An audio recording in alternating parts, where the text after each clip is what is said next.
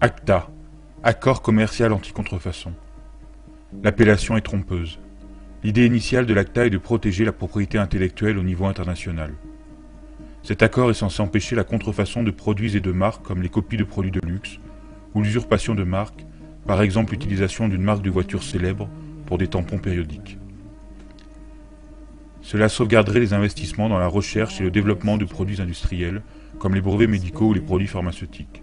Cet accord est aussi supposé apporter une aide qualitative aux artistes et aux journalistes et harmoniser à l'échelle internationale les législations relatives aux droits d'auteur.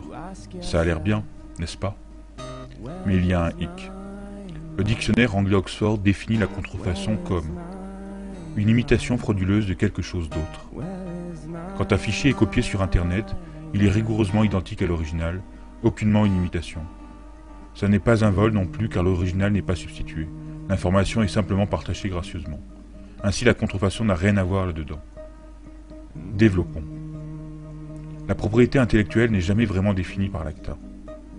Elle peut désigner des marques déposées ou n'importe quelle idée ou information qui pourrait à terme être copyrightée, limitée ou criminalisée. Cela va avoir un effet épouvantable sur Internet tel que nous le connaissons à l'heure actuelle. Le texte de l'ACTA recouvre un grand nombre de domaines, il est très complexe et difficile à appréhender. Nous allons donc vous montrer ce qui arrivera à Internet en usant d'analogies avec le monde physique. Imaginons que vous payiez un cours de cuisine. Pendant ce cours, vous apprenez à cuisiner un délicieux poulet frit. Vous rentrez ensuite chez vous et donnez la recette à votre femme. Mais voilà où le bas blesse. Pour ACTA, vous êtes maintenant tous deux des criminels car vous avez partagé cette information gratuitement alors que vous seul aviez payé pour l'acquérir. Les accords ACTA sont clairs. Si vous êtes soupçonné de partager des informations relevant du droit d'auteur selon le pays dans lequel vous vivez, vous ne pourrez plus accéder à ce genre de cours, vous écoperez d'une amende ou vous irez directement en prison.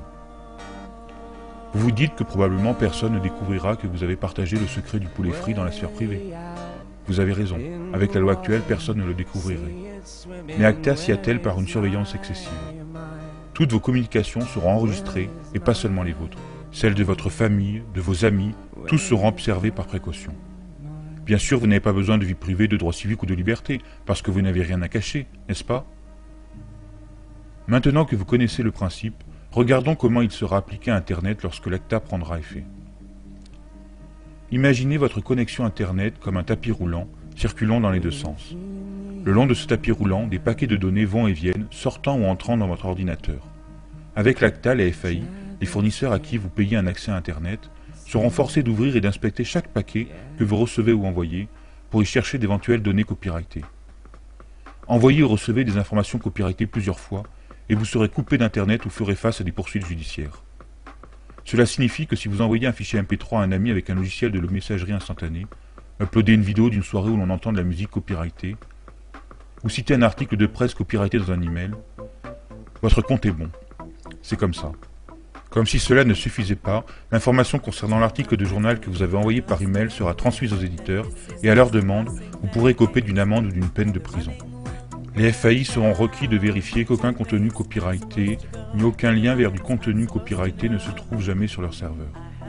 Cela sera fatal pour les sites qui hébergent du contenu généré par leurs utilisateurs, comme de la musique, des photos ou de la vidéo. Comment YouTube ou Twitter pourraient fonctionner avec une telle loi? Internet tel que nous le connaissons est ainsi sur le point d'être détruit.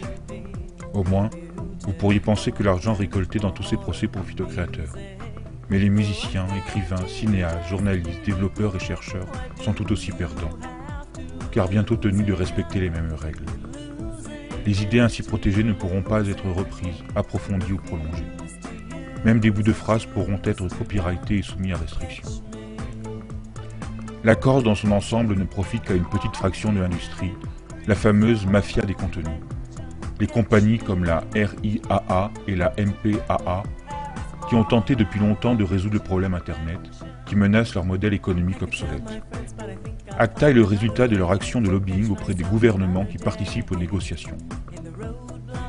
La dernière fuite du document officiel indique que toutes les techniques pour contourner les filtres de contenu et l'infrastructure de blocage seront ainsi déclarées illégales. Le pire dans cette histoire est que tout se fait sous le manteau. Si vous êtes européen, cet accord est élaboré par des individus que personne n'a élus. Vous avez déjà vu où cela a mené YouTube? Des vidéos sont bloquées dans certains pays. Cette protection obsessionnelle contre la copie est également un bon moyen de supprimer les informations dites gênantes. Une fois que tous les filtres internet et les techniques de blocage seront en place, toutes les informations identifiées comme copyrightées pourront être supprimées. Peut-être votre blog critique ou votre compte Twitter, ou la vidéo que vous avez faite sur les élections truquées ou des catastrophes écologiques, ou même les photos de vos chatons. Ok, peut-être pas de vos chatons. À moins que vous ne dessiniez le logo de Coca-Cola sur leur fourrure. Tout cela semble incroyable pour quiconque aurait jeté ne serait-ce qu'un coup d'œil à la façon dont Internet fonctionne. Mais souvenez-vous, ceux qui travaillent sur cet accord n'ont peut-être aucune idée de ce qu'est Internet. Dès que le traité sera signé, leurs règles devront être appliquées. Les conséquences que nous aurons affrontées sont les suivantes.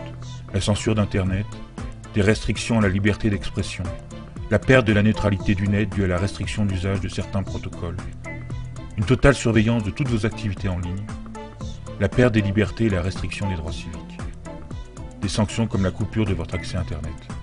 Et nous n'obtiendrons rien. Le temps est venu d'agir pour Internet. Googleisez Acta. Chargez vos tweets et Photoshop. Faites savoir que personne ne déconne avec l'Internet, jusque dans la rue. Stop au Kraken.